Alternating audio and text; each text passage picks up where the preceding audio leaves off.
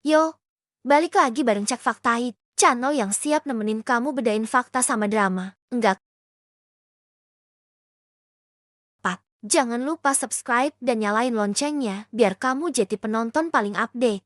Malam itu, langit timur tengah menghitam lebih pekat daripada biasanya. Awan gelap menggantung, menyembunyikan bintang-bintang yang seharusnya menari di langit Yerusalem. Angin membawa hawa panas dan debu yang menyesakkan dada. Lalu, tanpa aba-aba, dentuman pertama terdengar menggetarkan tanah, membelah malam yang sepi. Satu rudal, lalu dua, lalu lebih banyak lagi, menari di langit seperti naga api yang haus kehancuran. Sirena meraung panjang, suaranya memekakan telinga, menusuk kalbu. Warga berhamburan keluar dari rumah-rumah mereka yang sederhana, mata terbelalak penuh teror. Anak-anak menangis histeris, para ibu berlari, memeluk anak-anaknya erat-erat, berharap tubuh rapuh mereka cukup menjadi perisai dari maut yang turun dari langit. Para lelaki muda, sebagian menggenggam kayu, sebagian hanya berdiri kaku, bingung harus berbuat apa. Dunia seakan berhenti berputar sesaat, digantikan dengan kehancuran yang nyata di depan mata. Di pinggir kota, sebuah rumah hancur rata diterjang ledakan langsung. Api menjilat puing-puing kayu dan batu bata, menari liar bersama debu dan serpihan kaca yang berterbangan. Teriakan minta tolong bersahut-sahutan dari reruntuhan. Bau mesiu dan hangus memenuhi udara. Dalam hitungan menit, suasana berubah dari tenang menjadi neraka dunia. Di seberang benua, di Istana Merdeka Jakarta, Presiden Prabowo Subianto duduk termangu di ruang kerjanya yang luas. Sebuah layar besar di hadapannya menayangkan siaran langsung dari stasiun berita internasional. Matanya tajam menatap gambar-gambar kehancuran di kota yang pernah ia kunjungi dalam misi perdamaian bertahun silam. Di sekelilingnya, para staf utama dan menteri berdiri tegang. Suara presenter berita terdengar parau, memberitakan jumlah korban yang mulai dihitung. 17 orang luka-luka, kebanyakan adalah warga sipil, beberapa di antaranya anak-anak. Hening menyelimuti ruangan itu. Jam di dinding berdetak, seperti mengingatkan bahwa setiap detik berarti nyawa. Prabowo menghela napas panjang. Pikirannya melayang pada janji yang pernah ia ucapkan pada rakyat Indonesia, bahwa negeri ini akan selalu berdiri di pihak perdamaian, bahwa suara Indonesia akan selalu menggema menentang perang. Berikan saya laporan lengkap. Segera hubungi perwakilan kita di PBB. Saya ingin bicara dengan Presiden Dewan Keamanan malam ini juga, ucapnya dengan suara rendah namun penuh tekanan. Para menteri segera bergerak, telepon-telepon berdering. Sambungan diplomasi mulai dirajut dalam kecamuk krisis. Sementara itu, di jantung Yerusalem, rumah sakit darurat sudah penuh sesak. Korban terus berdatangan. Seorang anak lelaki kecil, wajahnya berlumuran darah, menggenggam boneka kumalnya erat-erat. Ia tidak menangis lagi. Air matanya sudah habis. Seorang perawat muda menuntunnya masuk ke ruang perawatan. Namamu siapa? Nak, tanyanya lembut. Anak itu tak menjawab, hanya matanya yang menatap kosong, seolah jiwanya telah terbang meninggalkan tubuh kecilnya. Di luar rumah sakit, asap membubung tinggi. Aroma hangus bangunan terbakar bercampur dengan tangis dan doa yang lirih.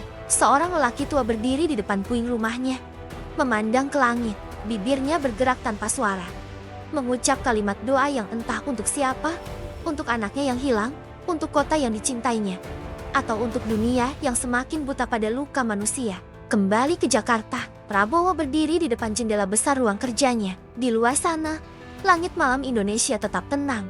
Bintang bertaburan indah, namun di hatinya, badai bergemuruh. Ia tahu, satu serangan ini bisa menjadi awal dari perang besar yang tak hanya akan membakar Timur Tengah, tapi juga mengguncang seluruh dunia. Besok pagi, kita kumpulkan semua duta besar negara-negara sahabat. Sampaikan, Indonesia menawarkan diri sebagai jembatan dialog. Kita harus bergerak cepat sebelum darah lebih banyak tumpah. Ujarnya lagi. Kali ini suaranya lebih mantap, penuh tekad. Telepon di meja berdering. Sambungan dari Duta Besar Indonesia di PBB. Prabowo mengangkatnya. Ya, saya mendengar. Baik, segera siapkan naskah pernyataan resmi. Saya akan bicara langsung di depan kamera. Detik demi detik berjalan, malam semakin larut. Namun pekerjaan untuk merajut damai baru saja dimulai. Di luar sana, rakyat Indonesia mulai gelisah. Berita tentang serangan itu menyebar cepat. Media sosial penuh dengan seruan doa, harapan, dan juga kecemasan. Ada yang menyebut ini awal dari perang dunia baru. Ada yang berharap ini hanya badai sesaat yang akan reda. Namun Prabowo tahu, sejarah sedang menulis babak barunya malam ini. Dan ia, bersama jutaan orang lainnya, hanya punya satu pilihan. Melawan dengan doa, diplomasi, dan keberanian untuk berkata, cukup sudah perang ini. Di langit Timur Tengah, api rudal terakhir malam itu memudar, meninggalkan bara merah di Cakrawala. Kota-kota yang diamuk api kini hanya tersisa dalam bayang-bayang puing. Namun satu hal tak hilang. Harapan tipis yang tetap bergantung pada mereka yang berani bersuara. Fajar datang dengan malu-malu di atas kota yang babak belur. Matahari merambat pelan di balik awan kelabu yang masih menggantung. Enggan bersinar terang seperti biasanya. Yerusalem, kota yang selama berabad-abad menjadi saksi sejarah manusia, kini kembali tercabik oleh kenyataan paling brutal. Perang. Suara sirene masih terdengar dari kejauhan. Kadang memekik, kadang hanya berdengung rendah seakan kehabisan tenaga. Ambulans selalu lalang seperti semut-semut panik, berjuang melawan waktu yang tak pernah berkompromi. Di setiap tikungan jalan, tergeletak reruntuhan, mobil-mobil yang hancur terbakar semalaman. Kini tinggal rangka berkarat yang menghitam, bau besi, asap, dan darah menjadi aroma pagi yang tak diinginkan siapapun. Di salah satu rumah sakit militer, suasana masih kacau. Para tenaga medis bekerja tanpa henti. Wajah mereka basah oleh keringat dan kelelahan. Di ranjang-ranjang darurat yang berjajar di lorong, korban luka terbaring dalam diam atau desahan lemah. 17 orang, jumlah yang terdengar kecil bagi statistik perang, tapi begitu besar bagi mereka yang kehilangan. Seorang perempuan muda dengan wajah pucat menangis dalam diam. Di lengannya terbaring putrinya yang baru berusia 5 tahun. Tubuh kecilnya dibalut perban dari kepala hingga pinggang. Di sudut ruangan, seorang lelaki tua duduk menunduk, tangan kanannya memegang kain penutup mayat cucunya, satu-satunya keluarga yang tersisa. Air matanya tak lagi keluar. Ia hanya memeluk tubuh mungil yang dingin, seolah ingin membawa kembali kehangatan yang telah direnggut selamanya. Pagi yang sama di Jakarta, suasana terasa kontras. Udara bersih, langit cerah, dan suara burung masih terdengar di taman-taman kota. Tapi dalam hati rakyat Indonesia, kegelisahan telah menempati ruang paling dalam.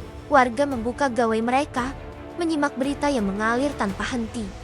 Iran menembakkan rudal ke wilayah Israel. 17 orang luka, kemungkinan korban jiwa bertambah.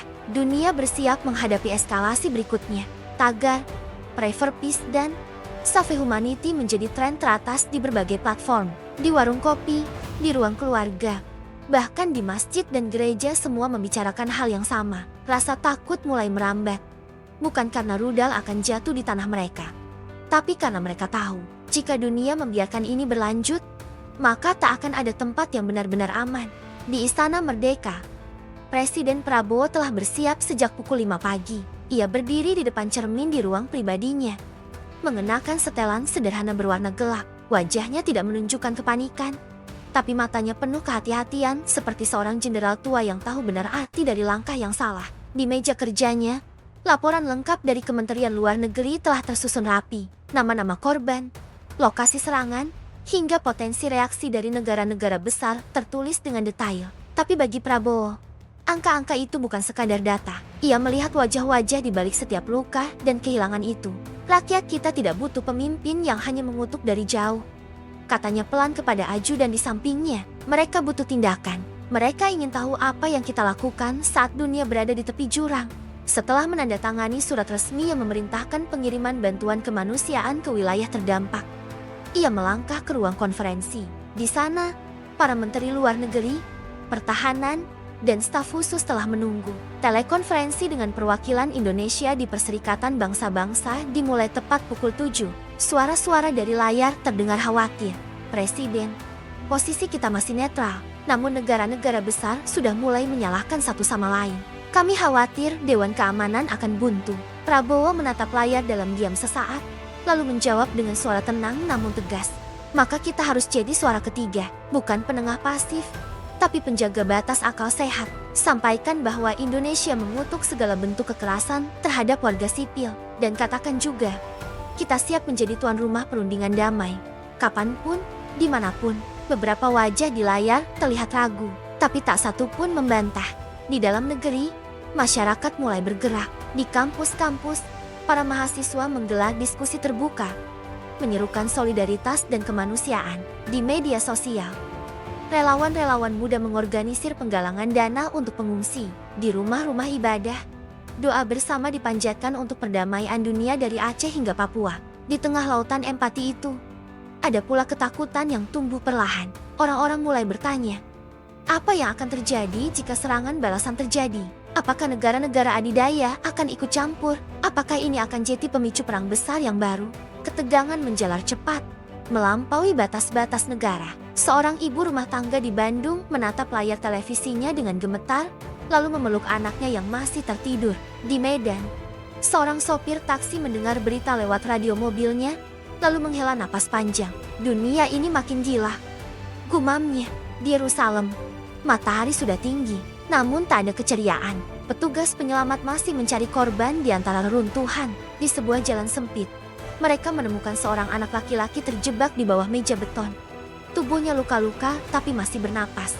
Namanya Edem, usianya 8 tahun. Ketika ditarik keluar dan ditanya, apa yang kamu pikirkan saat rudal datang? Ia menjawab pelan, aku pikir langit sedang marah pada kita. Jawaban polos itu viral.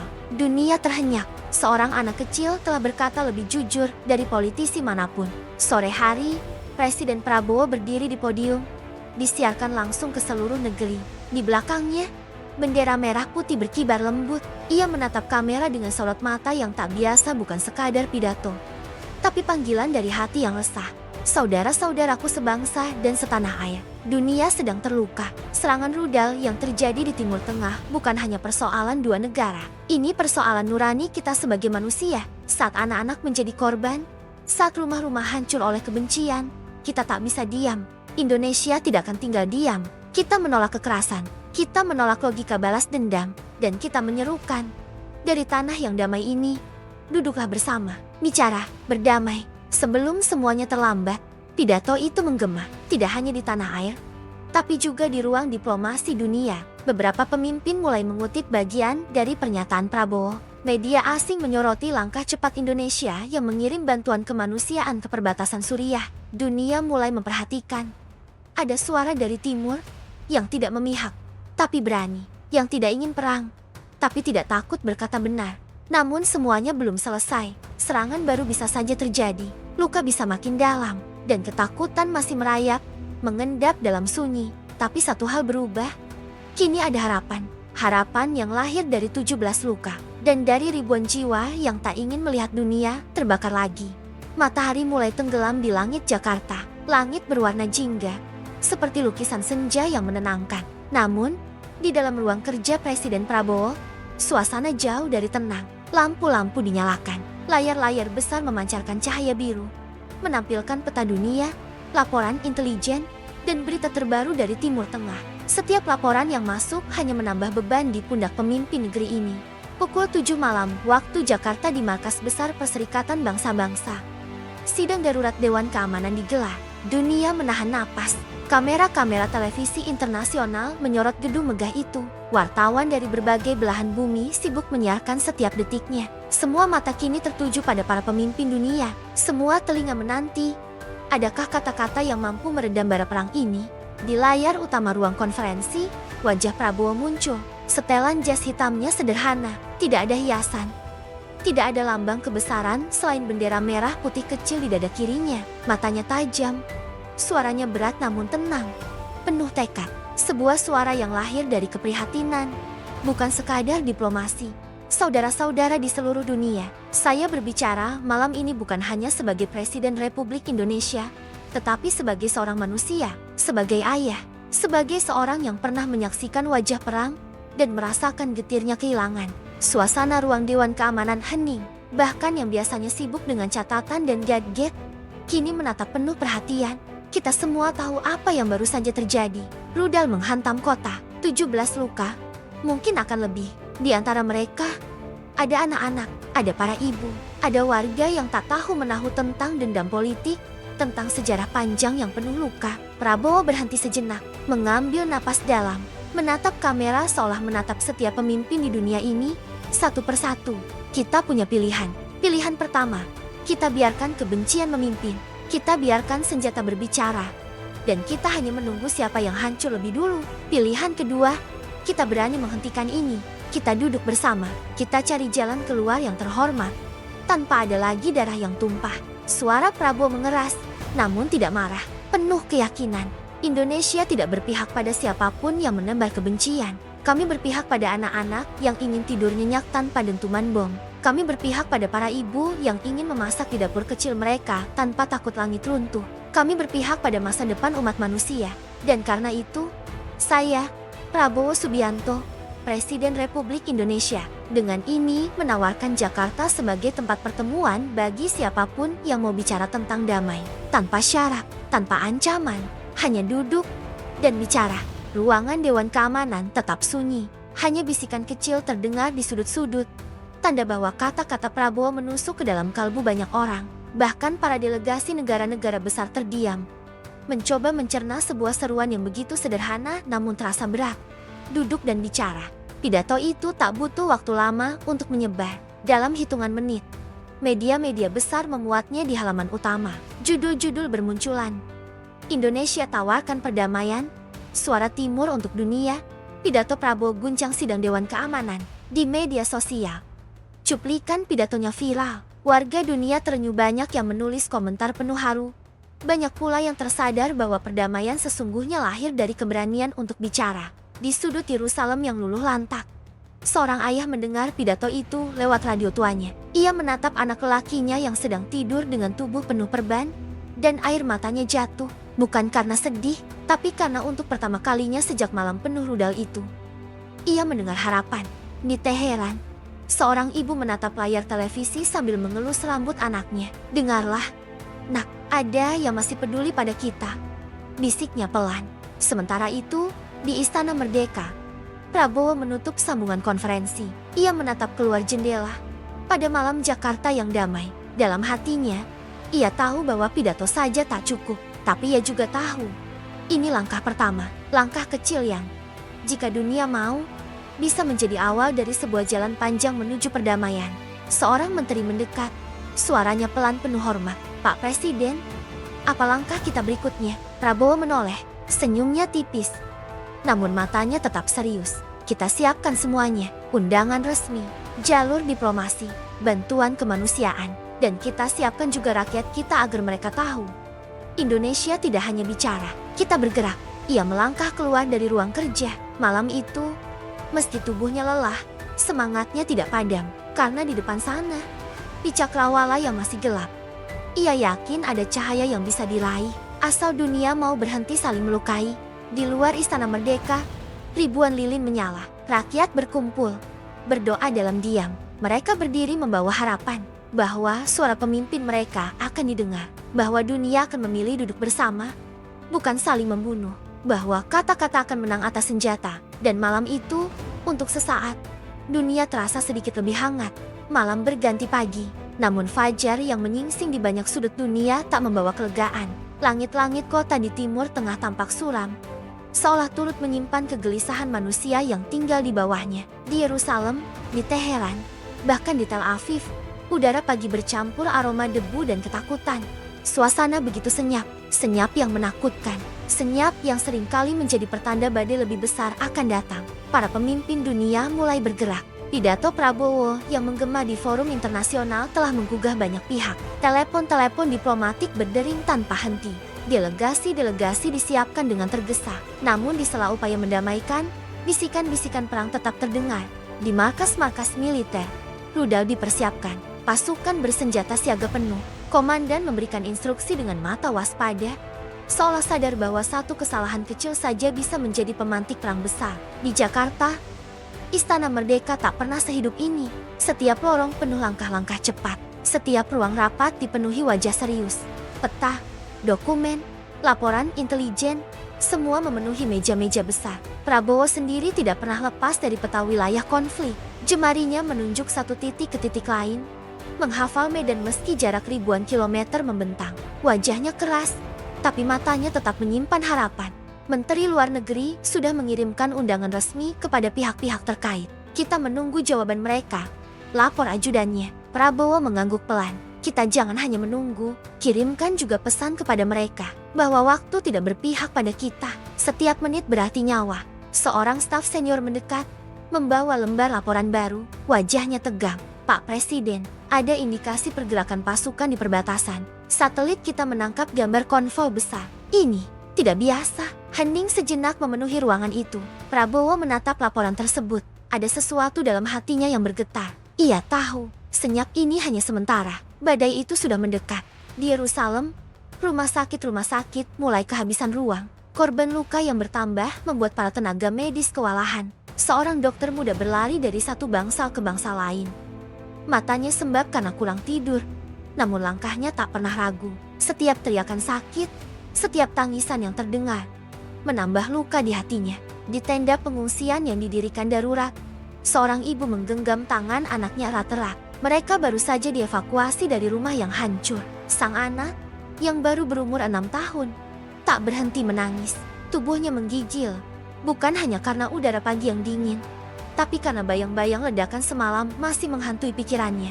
Sementara itu, di Tel Aviv, sirene peringatan berbunyi nyaring. Warga berlari menuju tempat perlindungan bawah tanah. Tak ada yang tahu apakah sirene itu sekadar latihan atau tanda bahaya yang nyata. Tapi tak ada yang berani bertaruh dengan nyawa.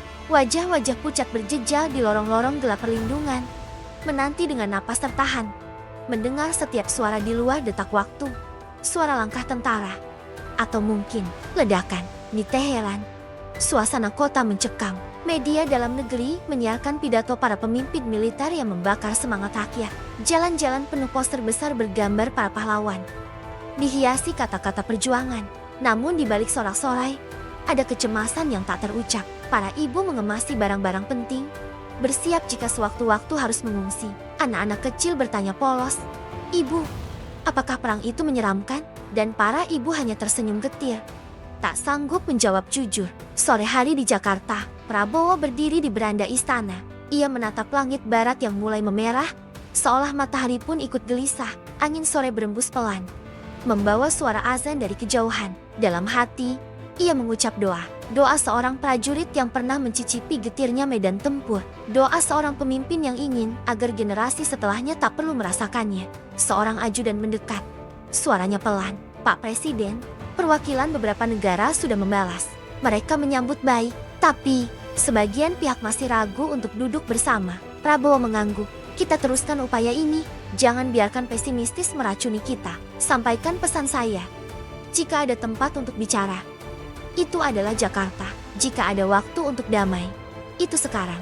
Malam itu, gedung-gedung Jakarta dipenuhi cahaya. Tapi di Timur Tengah, lampu-lampu banyak kota justru dipadamkan. Warga bersembunyi dalam gelap, berharap kegelapan itu menyembunyikan mereka dari amarah langit yang membawa rudal dan bom. Sementara dunia menahan napas, waktu berjalan.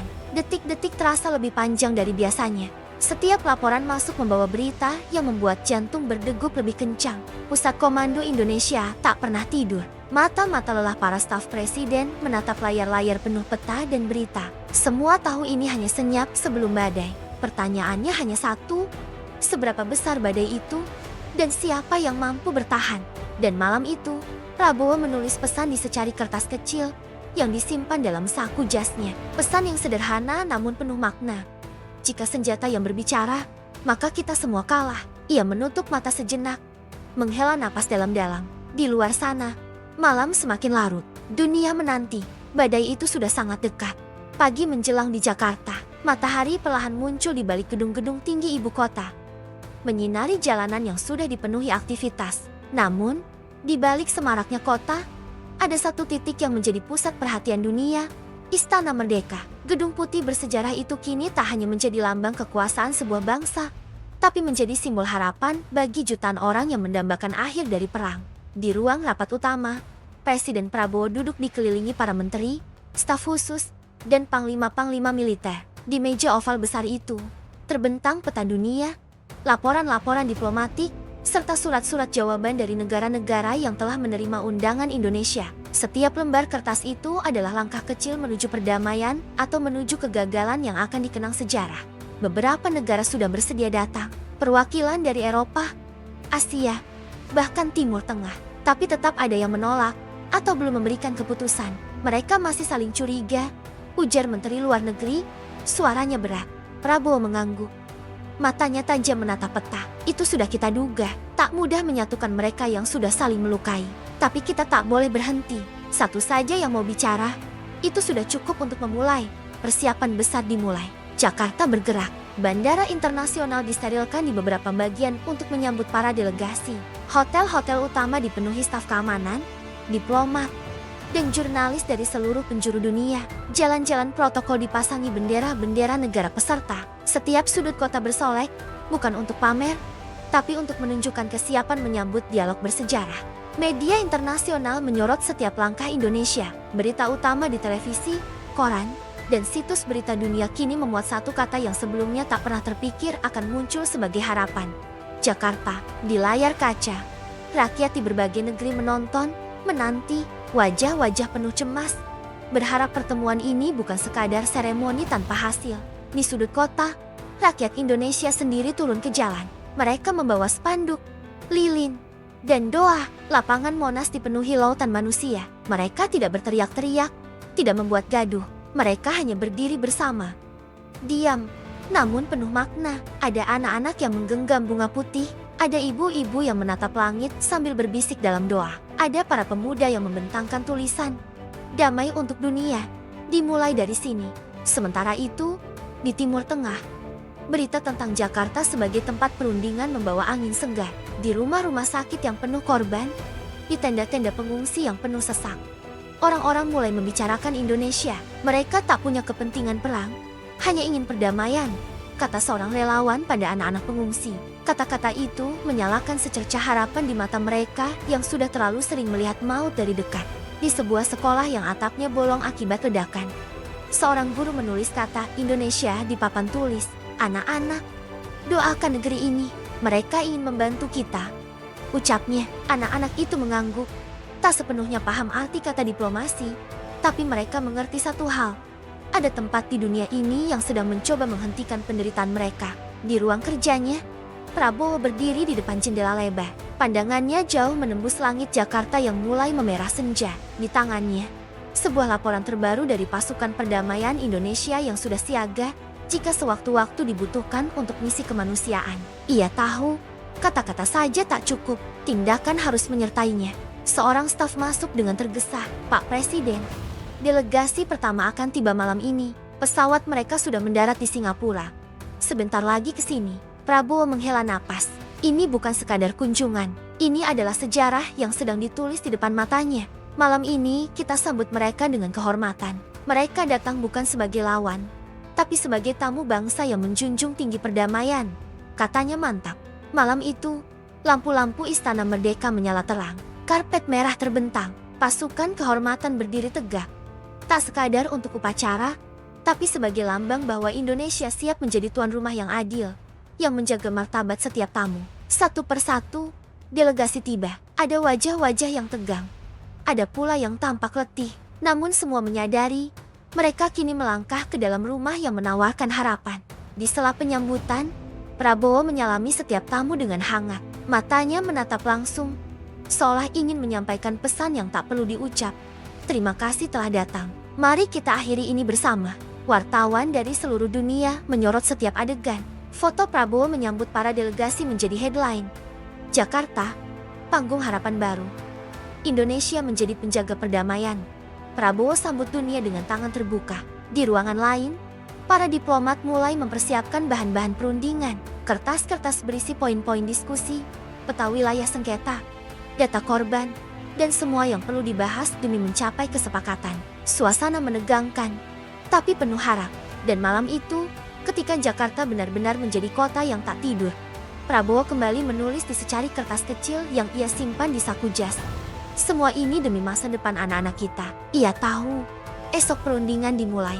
Esok dunia akan melihat, apakah kata-kata mampu mengalahkan dendam, atau justru badai perang yang selama ini senyap akan meledak lebih dahsyat dari sebelumnya. Jakarta kini bukan hanya ibu kota Indonesia. Malam itu, Jakarta menjadi ibu kota harapan seluruh umat manusia.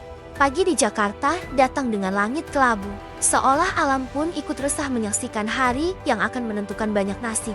Di ruang utama Istana Merdeka, sebuah meja bundar besar telah disiapkan. Meja itu bukan sekadar perabot, tapi kini menjadi saksi sejarah. Tempat di mana kata-kata akan beradu dengan amarah, di mana logika akan diuji oleh dendam.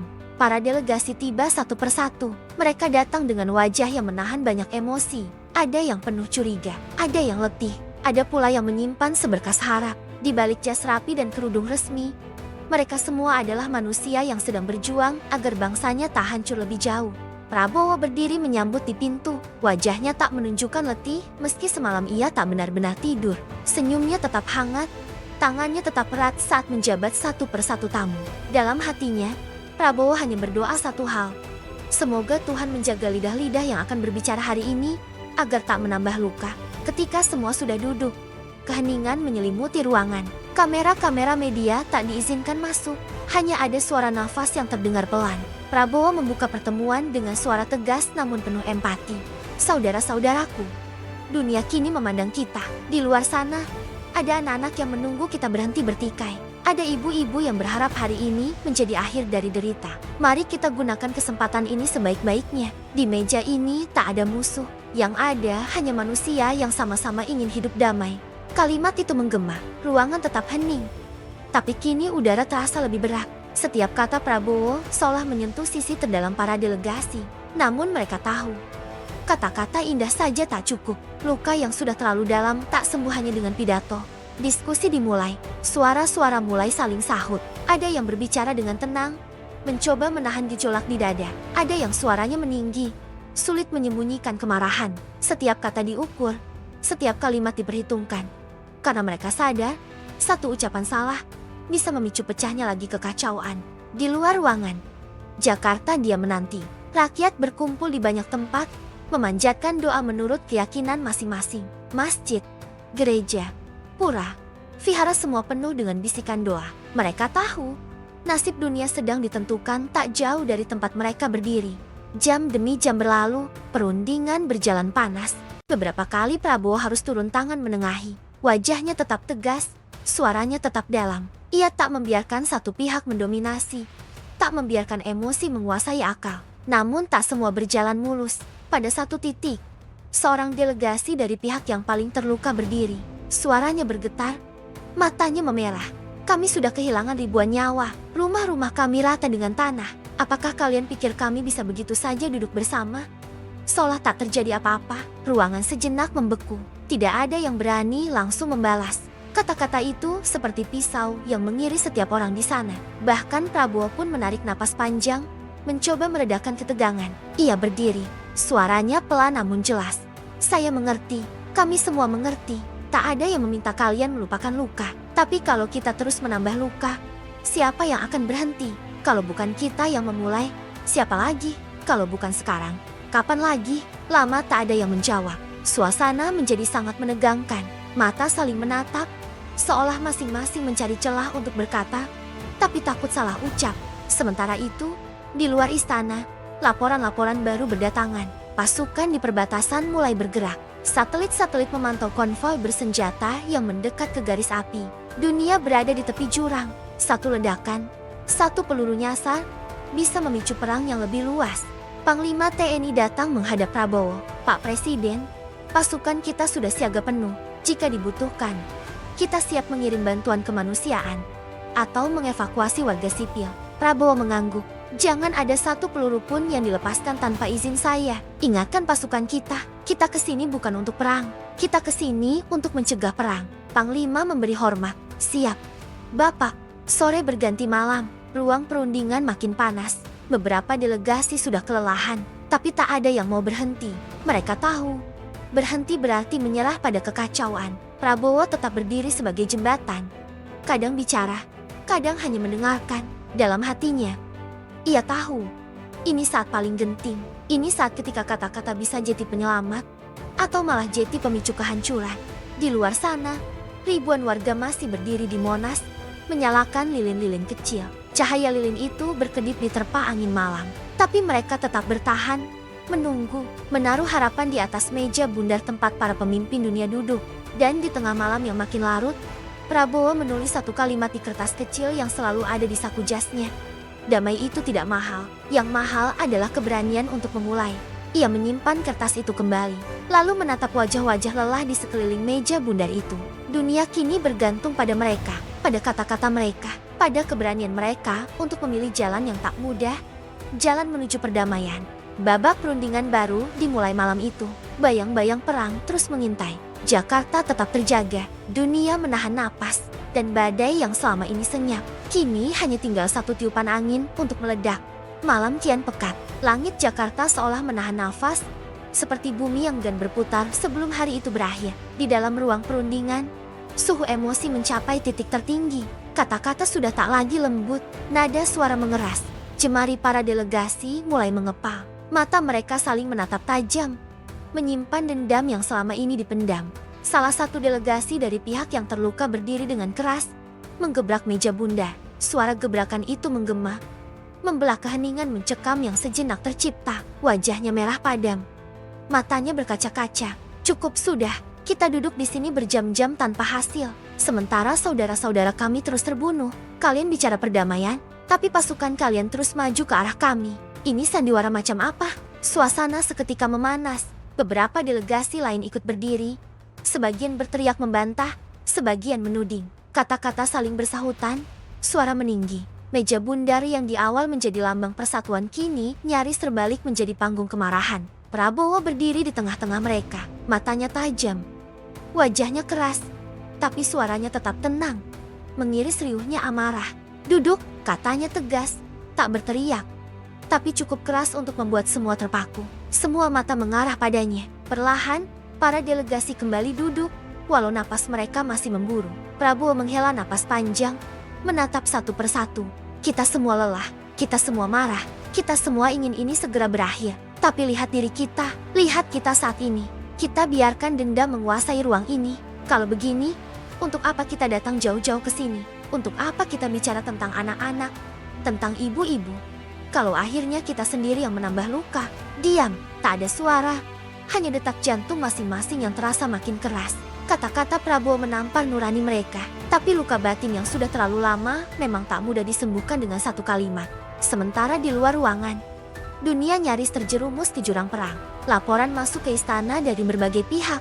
Pesawat-pesawat tempur mulai mengudara di perbatasan. Rudal-rudal dipasang siap tembak. Tank-tank bergerak mendekati garis depan. Komandan di lapangan menunggu hanya satu kata. Tembak. Di ruang kendali militer Indonesia, Panglima tertinggi berdiri memandang layar-layar monitor yang menampilkan pergerakan pasukan berbagai negara. Tangannya mengepal. Ia tahu, bila satu saja rudal melesat, maka perang habis-habisan tak terelakkan lagi. Telepon darurat berdering. Suara dari seberang sana terdengar tegang. Pak Panglima, kami terima informasi ada satu unit konvoi tak dikenal mendekat ke zona merah. Perintah.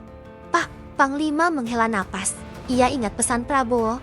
Jangan ada satu peluru pun tanpa izin. Suaranya mantap. Pantau, jangan ada tembakan. Siapkan jalur komunikasi. Kita harus yakinkan mereka jangan memicu api. Di Monas, rakyat masih bertahan. Lilin-lilin makin banyak. Sinarnya berkedip-kedip dihempas angin malam. Tak ada yang pulang. Semua menatap ke arah istana, menanti kabar. Di media sosial, di layar-layar televisi, seluruh dunia menahan napas. Berita utama hanya satu. Jakarta, satu langkah dari perdamaian atau kehancuran. Di ruang perundingan, Prabowo melangkah mendekati peta besar yang digantung di dinding. Tangannya menunjuk garis perbatasan yang kini jadi pusat dunia. Lihat ini. Garis ini tak lebih dari goresan di peta. Tapi karena garis ini, ribuan orang mati. Karena garis ini, anak-anak kehilangan masa depan. Kita mau garis ini jadi kuburan berjuta orang? Atau kita jadikan garis ini jadi awal sejarah baru? Semua terdiam. Mata mereka mengikuti gerakan tangan Prabowo. Wajah mereka mulai luluh. Perlahan. Tapi suara skeptis masih terdengar dari satu delegasi. Dan apa jaminannya? Kami berhenti. Mereka tetap menyerang. Kami berhenti. Kami hancur sendiri. Prabowo menatapnya. Jaminannya adalah kita sendiri. Kalau kita tak mulai percaya, kita hanya akan mewariskan kebencian pada generasi kita. Kita bisa terus saling mencurigai. Atau kita mulai saling menjaga. Jam terus bergerak. Malam semakin larut. Matahari mulai mengintip di ufuk timur. Prabowo tahu, mereka harus segera mencapai titik temu. Karena jika tidak, perang akan meletus tanpa bisa lagi ditahan. Ia menatap semua delegasi. Saya tawarkan satu hal. Kita umumkan gencatan senjata sementara. Kita kirim tim bersama ke garis depan untuk memeriksa situasi. Kita minta semua pasukan mundur sejauh 1 kilometer. Kita beri waktu 1 hari. Kalau gagal, kalian bebas memutuskan sikap masing-masing. Tapi tolong, Beri 1 hari untuk damai. Semua terdiam. Mereka saling pandang, saling hitung, saling menimbang. Dunia kini benar-benar di ujung jurang. Satu kata tidak bisa membuat semua meledak. Satu kata ya bisa jadi awal penyembuhan. Dan ketika matahari benar-benar menampakkan diri, satu suara terdengar pelan. Baiklah, kami setuju. 1 hari untuk damai. Lalu disusul suara lain. Kami juga setuju. Satu persatu delegasi akhirnya mengangguk. Perundingan malam itu tak sia-sia. Prabowo memejamkan mata sejenak, bersyukur dalam hati. Dunia berhasil ditahan 1 langkah sebelum jatuh ke jurang. Namun di luar sana, bayang-bayang perang belum sepenuhnya hilang. Masih ada yang menunggu kesempatan untuk menyalakan api. Dan Prabowo tahu, tantangan sesungguhnya baru saja dimulai. Fajar menyingsing perlahan, membasuh langit Jakarta dengan semburat oranye yang sendu. Kota itu tetap terjaga. Ratusan ribu orang yang semalam menyalakan lilin tak juga beranjak. Mereka menanti kabar. Apakah harapan bertahan? Atau justru pupus dalam 1 hari penuh pertaruhan? Angin pagi membawa sejuk, tapi juga kecemasan yang tak bisa dihapus. Di ruang pertemuan, Prabowo berdiri menatap keluar jendela. Matanya sembab karena begadang. Namun sorotnya tetap tajam. Hari ini adalah hari yang menentukan. Hari ketika sejuta doa dikirimkan ke langit. Agar damai tak lagi sekadar kata di bibir, Prabowo memanggil ajudannya. Siapkan komunikasi langsung dengan Panglima di lapangan. Kita harus awasi sendiri. Siap, Bapak Presiden. Pukul 7 pagi, berita gencatan senjata sementara disiarkan ke seluruh dunia. Semua stasiun televisi menayangkan gambar Prabowo berdiri bersama para delegasi, mengumumkan keputusan itu. Suaranya serak, tapi tegas. Kita diberi 1 hari untuk membuktikan bahwa dunia ini belum sepenuhnya dikuasai kebencian. 1 hari, semoga cukup untuk menyalakan secercah harapan. Gema kalimat itu tersebar, menyentuh jutaan hati. Ada yang menangis lega, ada yang berdoa lebih khusyuk, ada yang hanya terdiam, tak berani percaya penuh. Karena terlalu sering kecewa pada janji-janji damai yang tak ditepati. Di garis perbatasan, pasukan bersenjata mulai mundur perlahan. Tang-tang berderak surut. Helikopter mengurangi ketinggian terbang. Senapan-senapan yang semalam siaga kini diturunkan. Meski tetap siap jika keadaan berubah, asap sisa ledakan semalam masih mengepul di beberapa titik, menjadi saksi betapa dekatnya dunia dengan kehancuran. Namun, gencatan senjata bukan berarti tanpa tantangan. Di sela mundurnya pasukan, ada kelompok-kelompok kecil yang menolak perintah. Mereka bergerak sendiri, tak peduli pada kesepakatan. Di satu sudut perbatasan, terdengar letusan senjata. Satu tembakan nyasar memecah keheningan pagi. Panglima TNI segera melapor ke Prabowo. Bapak Presiden, ada insiden kecil, tapi sudah dikendalikan. Pasukan kita tak membalas. Kami terus ingatkan semua untuk menahan diri. Prabowo menutup mata sejenak, menarik napas dalam. Terima kasih. Sampaikan pada semua komandan, 1 peluru bisa menghancurkan semuanya. Hari berjalan lambat. Matahari terasa tak mau bergerak, seolah enggan menyaksikan kegelisahan yang menyelimuti bumi. Di pos-pos komando, para jenderal, diplomat, dan utusan dunia saling melaporkan perkembangan. 1 jam terasa seperti sehari. Setiap menit dihitung, setiap kabar masuk membuat jantung berdebar. Di Monas, lilin-lilin yang sempat redup kini dinyalakan lagi. Anak-anak sekolah, mahasiswa, pekerja, para ibu semua berdiri dalam hening, menatap langit biru yang bersih dari pesawat tempur. Mereka tak ingin hari itu berakhir tanpa harapan. Sore menjelang, delegasi mulai gelisah. Sebagian merasa lega karena setengah hari sudah berlalu tanpa insiden besar. Namun sebagian lain khawatir. Semakin dekat malam, semakin sulit menahan ketegangan. Malam selalu jadi waktu rawan, ketika gelap menutupi niat jahat, ketika peluru nyasar sulit dilacak asalnya. Prabowo mengumpulkan seluruh tim. Kita harus siap. Malam ini penentuan. Perkuat komunikasi dengan semua pihak. Jangan beri celah pada siapapun yang ingin merusak. Ia sendiri tak mau beranjak dari ruang kendali utama. Telepon, radio, layar monitor semua ada di hadapannya. Setiap suara, setiap laporan, ia dengarkan langsung. Ia sadar, dunia menaruh beban besar di pundaknya hari itu. Malam turun perlahan, lampu-lampu kota menyala, menggantikan sinar matahari yang menghilang. Jakarta tetap berjaga, doa-doa makin banyak dikirimkan, lilin-lilin makin terang berpijar. Di perbatasan, pasukan berjaga penuh waspada. Mereka tahu, 1 malam ini bagaikan berjudi dengan nasib dunia.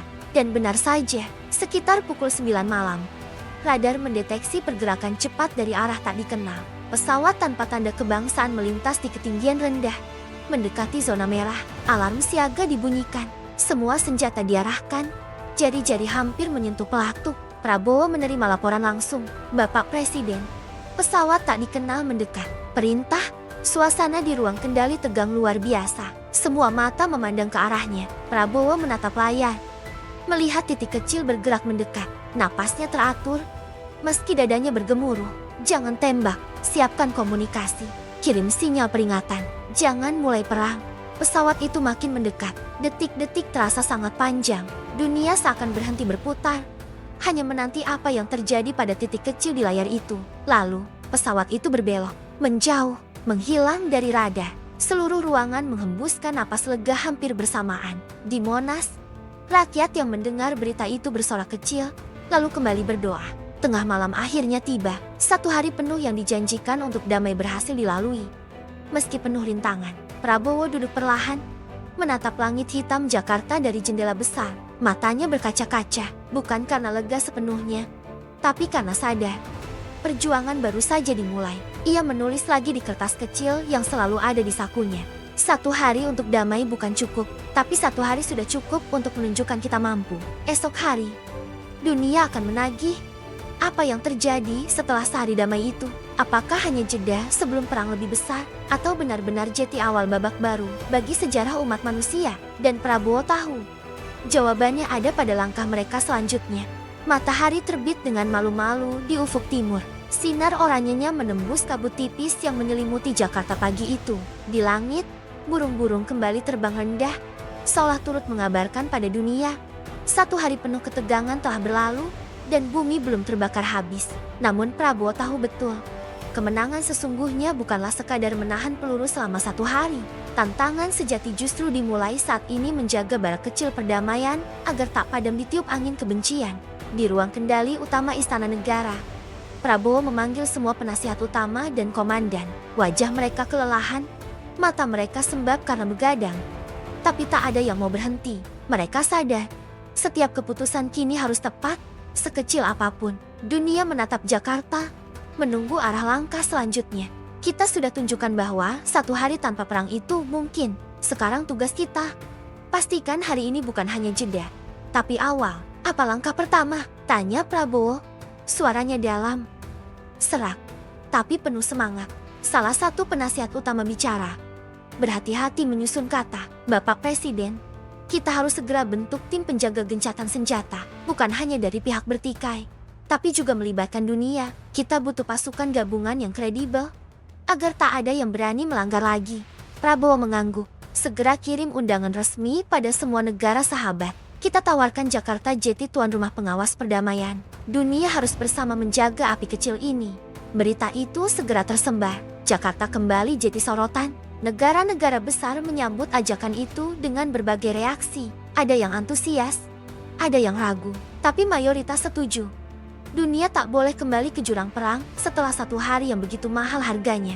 Di Monas, rakyat menyambut kabar itu dengan syukur. Doa-doa makin banyak dipanjatkan. Lilin-lilin yang semalam nyaris padam kini kembali dinyalakan dengan keyakinan baru. Anak-anak sekolah membuat poster bertuliskan, 1 hari damai harus selamanya. Jalanan penuh spanduk dan tulisan harapan. Bukan lagi seruan amarah. Delegasi dari pihak bertikai kembali berkumpul di Jakarta. Kali ini suasana sedikit berbeda. Wajah-wajah yang kemarin tegang, kini sedikit lebih tenang. Masih ada curiga, masih ada luka. Tapi setidaknya mereka sudah merasakan, walau hanya sebentar, dunia tanpa dentung bom. Prabowo membuka pertemuan dengan nada yang tegas namun penuh empati. Kita sudah lewati 1 hari. Itu bukti bahwa kita semua di sini bukan sekadar bicara, tapi mampu menahan diri. Jangan sia-siakan keberanian kita kemarin. Jangan biarkan 1 hari damai jadi bahan ejekan anak cucu kita kelak. Mari kita pastikan ini jadi awal, bukan akhir. Satu persatu delegasi bicara. Ada yang menuntut jaminan lebih kuat. Ada yang minta kompensasi bagi korban. Ada yang mendesak penarikan penuh pasukan dari garis depan. Semua didengarkan, semua dicatat. Prabowo memimpin dengan sabar, menyatukan suara-suara yang berbeda, menghapus kata-kata yang menyinggung, menggantinya dengan bahasa harapan. Di sela-sela itu, dunia terus menahan napas. Di markas PBB, Dewan Keamanan menggelar sidang darurat. Mereka menanti laporan langsung dari Jakarta. Di berbagai ibu kota dunia, pemimpin-pemimpin negara saling berkomunikasi, mencari celah agar mereka juga bisa jadi bagian dari sejarah ini. Sejarah ketika bumi memilih damai, bukan perang. Malam hari, Jakarta kembali bersinar. Namun sinarnya kali ini bukan hanya dari lilin-lilin doa, tapi juga dari lampu-lampu istana yang tak padam. Di dalamnya, Prabowo dan timnya terus bekerja. Draft kesepakatan baru mulai disusun, bukan hanya untuk gencatan senjata, tapi untuk peta jalan perdamaian jangka panjang. Ada pasukan penjaga yang rencananya akan dikirim ke garis depan gabungan dari berbagai negara sahabat. Ada kesepakatan pengiriman bantuan kemanusiaan. Ada janji membangun kembali kota-kota yang hancur. Dan yang terpenting, ada komitmen untuk melibatkan rakyat dalam setiap langkah, agar perdamaian bukan hanya milik para pemimpin, tapi milik semua manusia. Tengah malam, Prabowo keluar sejenak ke beranda istana. Ia menatap bintang-bintang di langit Jakarta. Angin malam menyapu wajahnya. Ia tersenyum tipis, meski matanya tetap basah. Dalam hati ia berbisik, bukan pada siapa-siapa, hanya pada dirinya sendiri. Sehari kita bisa, besok harus bisa lagi, dan seterusnya. Kita tak boleh lelah menjaga ini. Di kejauhan, suara azan subuh menggema. Hari baru dimulai, dan Prabowo tahu perjuangan untuk menjadikan damai sebagai kenyataan abadi baru saja menginjak langkah pertama. Besoknya, delegasi dunia mulai berdatangan. Jakarta bersiap jadi pusat harapan baru. Dunia melihat, api kecil perdamaian memang rapuh, tapi kini banyak tangan siap menjaganya agar terus menyala, menembus gelapnya kebencian yang bertahun-tahun membelenggu. Langit Jakarta pagi itu biru bersih, seolah bumi pun menghela napas lega. Angin mengibarkan bendera dari berbagai negara yang terpasang rapi di sepanjang jalan menuju Istana Merdeka. Dari utara, selatan, timur, dan barat, pemimpin dunia berdatangan. Pesawat-pesawat kenegaraan mendarat satu persatu di Bandara Soekarno-Hatta, membawa delegasi dengan wajah penuh harap. Hari ini, Jakarta menjadi saksi. Janji damai yang lahir dari bara konflik akhirnya hendak diukir bersama. Di bawah langit yang sama, Prabowo berdiri di serambi istana. Jas hitam sederhana membalut tubuhnya, tanpa lencana, tanpa simbol keangkuhan. Hanya sorot mata tegas, menyimpan letih sekaligus harapan yang tak kunjung padam. Ia menyambut satu persatu tamu yang tiba. Tidak ada protokol berlebihan. Semua pemimpin dunia itu datang bukan untuk sekadar berjabat tangan, tetapi untuk satu tujuan: mengukuhkan ikrar, menjadikan satu hari damai sebagai fondasi bagi masa depan. Pukul 10 pagi, halaman depan istana telah penuh. Kursi-kursi tersusun menghadap panggung sederhana berhiaskan kain putih dan merah. Tak ada kemewahan, hanya kesungguhan. Ribuan rakyat berdiri di balik pagar pembatas, membawa poster bertuliskan kata-kata pengharapan. Jangan biarkan kami kembali takut. Damai adalah hak semua anak manusia. Jakarta untuk dunia, dunia untuk damai. Acara dimulai. Prabowo maju ke podium. Angin semilir mengibarkan kertas pidatonya, tapi ia tidak membacanya. Ia memilih bicara dari hati. Hari ini kita berkumpul di Jakarta bukan karena kita sudah sepenuhnya menang melawan kebencian. Tidak, kita berkumpul karena kita semua telah merasakan getirnya nyaris kehilangan segalanya. Satu hari tanpa perang telah memberi kita pelajaran terbesar, bahwa perdamaian itu mungkin, asalkan kita semua mau menjaga bersama-sama. Suara Prabowo berhenti sejenak, matanya menyapu hadirin. Pandangannya jatuh pada seorang anak kecil yang digendong ibunya di antara kerumunan. Anak itu melambaikan bendera kecil Indonesia, tersenyum polos, belum mengerti sepenuhnya arti peristiwa besar hari itu. Tapi justru senyum itu yang meneguhkan hati semua yang hadir. Kita berjanji hari ini, di bawah langit Jakarta, bahwa kita tak akan membiarkan dunia terjerumus lagi ke jurang kebinasaan. Kita akan menulis ulang sejarah. Sejarah yang ditulis bukan dengan peluru, tapi dengan kerjasama, pengertian, dan kasih. Delegasi satu persatu menandatangani piagam perdamaian Jakarta. Dokumen itu sederhana, hanya beberapa lembar kertas, tapi maknanya jauh lebih besar dari sekadar kata-kata di atas tinta. Isinya adalah janji bersama, menarik seluruh pasukan dari garis depan dalam waktu 7 hari, membentuk pasukan pengawas perdamaian gabungan yang ditempatkan di zona rawan, menyalurkan bantuan kemanusiaan tanpa syarat, segera dan terus-menerus, memulai dialog lintas bangsa, lintas agama, lintas keyakinan, demi menghapus dendam yang diwariskan dari generasi ke generasi. Setiap tanda tangan disambut tepuk tangan. Tak ada sorak-sorai berlebihan, hanya tepuk tangan hangat. Tanda dunia mulai berani berharap lagi. Malam hari, Jakarta berpesta, tapi bukan pesta dengan gemerlap lampu atau hingar-bingar musik. Pesta itu adalah pesta rakyat. Lampion-lampion dilepas ke langit. Lilin-lilin dinyalakan di setiap sudut jalan. Anak-anak menari dengan gembira diiringi alunan musik tradisional. Di setiap rumah, di setiap sudut kota, orang-orang berkumpul, berpelukan, saling mengucap syukur. Dunia menyaksikan melalui layar kaca. Dan untuk pertama kalinya dalam waktu yang lama, berita utama bukan lagi tentang ledakan, bukan lagi tentang kematian, tapi tentang persatuan. Prabowo berjalan menyusuri halaman istana tanpa pengawalan ketat. Ia berhenti di bawah pohon beringin tua, menatap lampion-lampion yang terbang tinggi membawa doa-doa rakyat. Di sampingnya, seorang anak kecil yang tadi dilihatnya di kerumunan berlari mendekat, menyerahkan secari kertas kecil. "Pak Presiden, ini gambar saya untuk damai." Suara anak itu jernih, polos. Prabowo menerimanya. Di kertas itu tergambar bumi yang dilingkari pelangi. Dengan tulisan, "Jangan biarkan perang datang lagi." Air mata Prabowo jatuh tanpa ia sadari. Bukan karena lemah, tapi karena hati manusia yang disentuh ketulusan sederhana seorang anak. Ia membungkuk, mengusap kepala bocah itu. "Terima kasih, Nak, Bapak janji." Malam itu, langit Jakarta bertabur bintang. Bumi untuk sementara bernapas lega. Dunia mencatat, di bawah langit ibu kota sederhana di Asia Tenggara, janji baru lahir.